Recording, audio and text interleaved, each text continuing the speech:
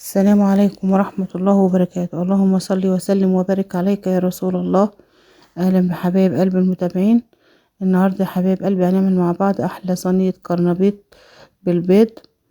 حاجة هتعجبكم كده إن شاء الله، أحسن من اللي هي المقلية وموفرة زي ما انتوا شايفين كده. حاجة هتعجبكم إن شاء الله. بسم الله ما شاء الله، كانت جميلة جدا وتحفة. أنا كنت بصراحة أول مرة أعملها بالطريقة ديت، عجبت الأولاد. علشان ايه؟ أنا عشان الزيت والكلام ده، عارفين بقى ان زيت الزيت بقت بالشيء الفلاني، بقت ب70 جنيه والحاجة غلت. فحبينا نعملها بقى حاجة اقتصادية كده ونجربها بالطريقة ديت. طلعت احلى من التانية من المقلي كمان. هتعجبكم ان شاء الله. زي ما انتوا شايفين كده ايه، انا خلصتها اهوت وقطعتها. هوريكم برضو قطعة منها اهيت. كان طعمها كان جميل جدا.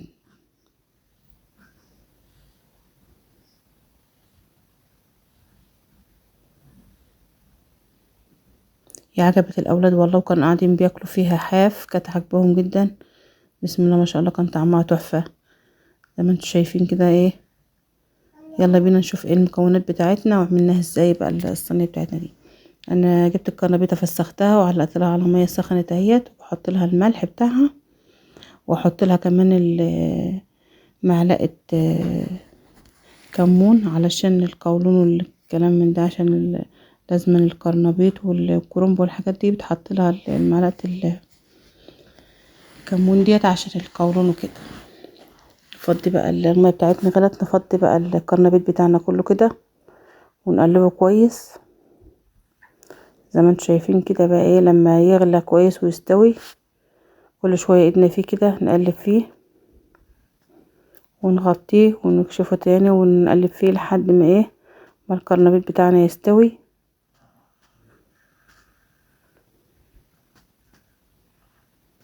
زي ما انتوا شايفين ايدنا فيه كده، اقلبه بقى كله لما يغطس في قلب الميه زي بعض، واغطي عليه شويه وارجع له بقى تاني لحد ما ايه الكرنبيط بتاعنا يستوي.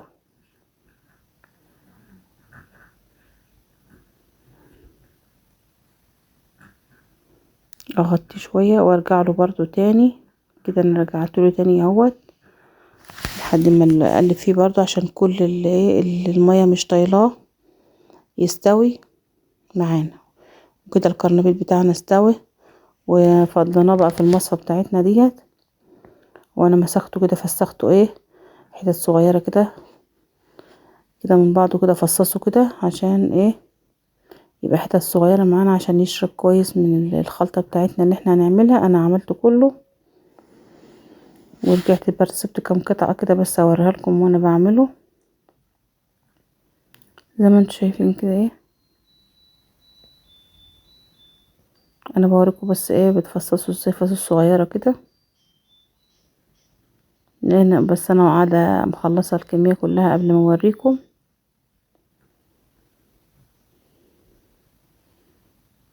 انا بقلبه كده علشان ايه، اشوف ان كان فاضل حاجه كده ايه عدتني ولا حاجه ما عملتهاش، نعيد عليه لما اخلص ايه الكميه بتاعتنا كلها كده. وكده بقى الكميه بتاعتنا كلها خلصت تمام. اجيب بقى صينيه معايا واحط بقى فيها شويه زيت كده، اقلبهم فيها كويس كده علشان ايه الخلطه بتاعتنا او الصينيه بتاعتنا ديت القرنبيط بالبيض والحاجات دي ما يلزقش في الصينيه، تبقى صينيتنا ايه طالعه كده نضيفه. زي ما انتوا شايفين نفضي بقى الكرنبيط بتاعنا كلها، الكميه كلها كده نفضيها في قلب الصينيه كده. انا فضيت الكميه كلها في الصينيه اهيت، وابتدي بقى ايه افردها واسويها ايه في الصينيه كده قد بعضها.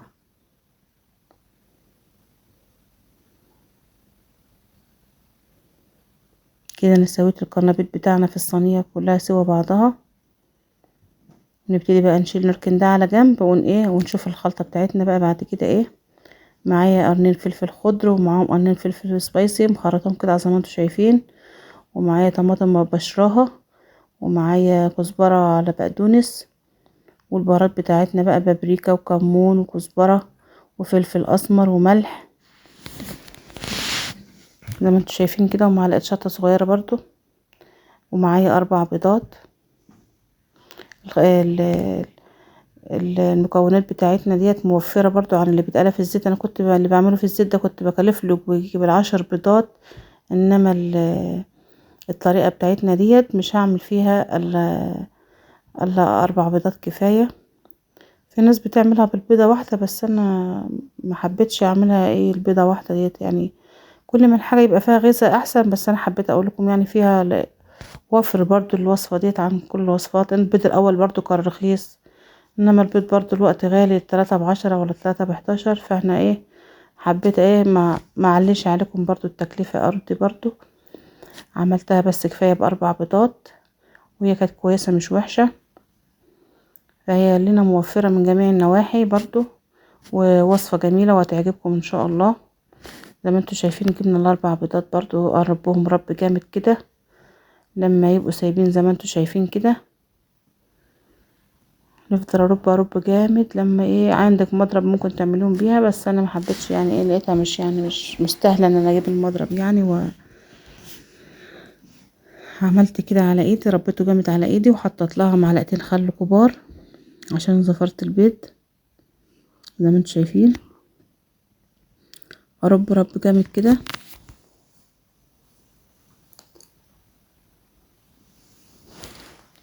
اجيب بقى معايا دقيق نخلاه، وافضل ازود البيض بتاعنا كده بالدقيق لحد محتاج السمك اللي انا عايزاه او الكميه اللي انا عايزاها علشان تكفي كميه الكرنبيط اللي انا عاملاها.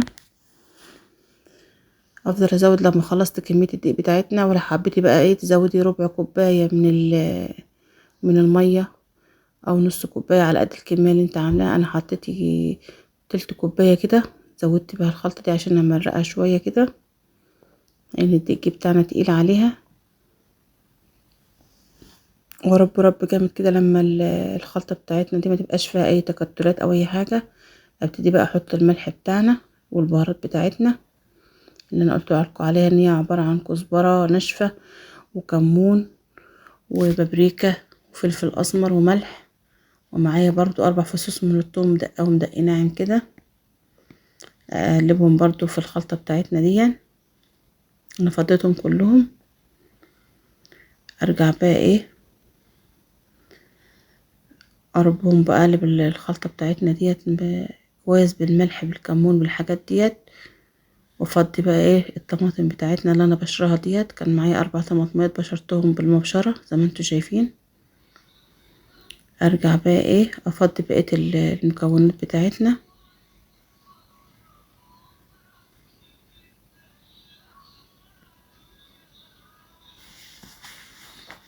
اجيب بقى الكزبره والبقدونس كده افضيهم برضو، واجيب الفلفل اللي هو الاخضر مع الفلفل السبايسي اللي هو الحراق، واقلبهم برضو كويس برضو زي ما انتوا شايفين كده. اقلب كل المكونات دي كويس، اربها جامد، واشوف ايه الناقص بقى في الخلطه بتاعتنا ديت ازوده. انا ربيتها كده جامد كويس. ابتدي بقى ادوقها علشان اشوف الملح بتاعها مظبوط ولا مش مظبوط. وهجيب لها باكو بيكنج باودر، ولسه برضو احط لها معلقتين زيت. احط لها قيمه معلقتين او 3 زيت كده برضو.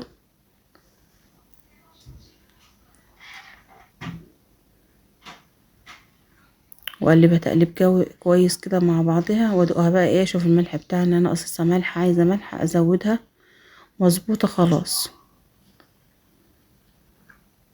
هي محتاجه بقى شويه، حطيت لها شويه ملح بكمون كده، ببقى عاملاها كده في البرطمان. حطيت لها شويه ملح بكمون عشان اظبط الحدوقه بتاعتها. اجيب بقى البيكنج باودر بتاعنا، جبت باكو بيكنج باودر، زودوه لها كده، حطوه لها. عندك كربونات صوديوم، عندك اي حاجه من اللي هي بتنفش ديت تحطيها، مش شرط يعني. دي او دي المتوفر عندك في البيت تحطي منه. انا جبت بيكنج باودر وحطيته، وقلبت تقليبه كويسه كده. وجيب بقى الصينيه بتاعتنا، وابتدي اسقيها بقى بالخلطه اللي انا عملتها ديت، واحده واحده كده اسقيها كلها زي بعضها زي ما انتوا شايفين كده.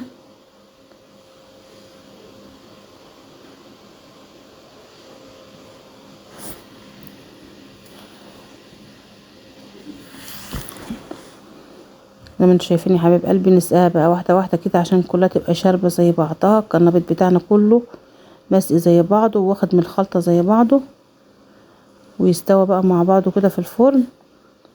تولع الفرن بتاعك تحميه شويه، وبعدين تخلي النار بتاعتك متوسطه، درجه الحراره بتاعتها متوسطه عشان تاخد وتدي مع بعضها، عشان ايه البيض بتاعنا يستوي مع الكرنبيط، وتطلع الايه الاكله بتاعتنا ديت ايه مظبوطه كده.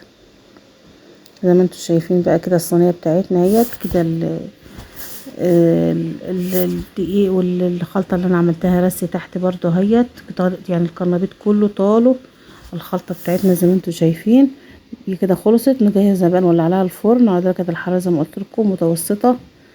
وكده ايه الصينيه بتاعتنا طلعت كده زي ما انتوا شايفين، بسم الله ما شاء الله، لونها جميل جدا وطعمها جميل جدا، حاجه كده بسم الله ما شاء الله بقى. وتحطي جنب منها بقى ايه الجبنه الحادقه القريش بتاعتنا ديت، والخضار والعيش الناشف ان كان عندك عيش ناشف، وخيار وطماطم، قطعي بقى وتاكلي احلى اكل بالهنا والشفا انت واولادك.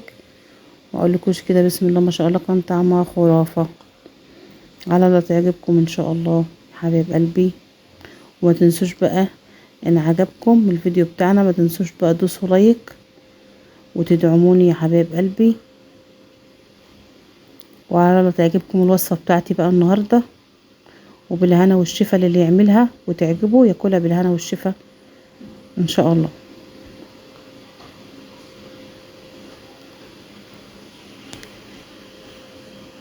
زي ما انتوا شايفين كده حاجه بسم الله ما شاء الله كان طعمها تحفه. ما تنسوش بقى يا حبايب قلبي تدوسوا لايك، والسلام عليكم ورحمه الله وبركاته.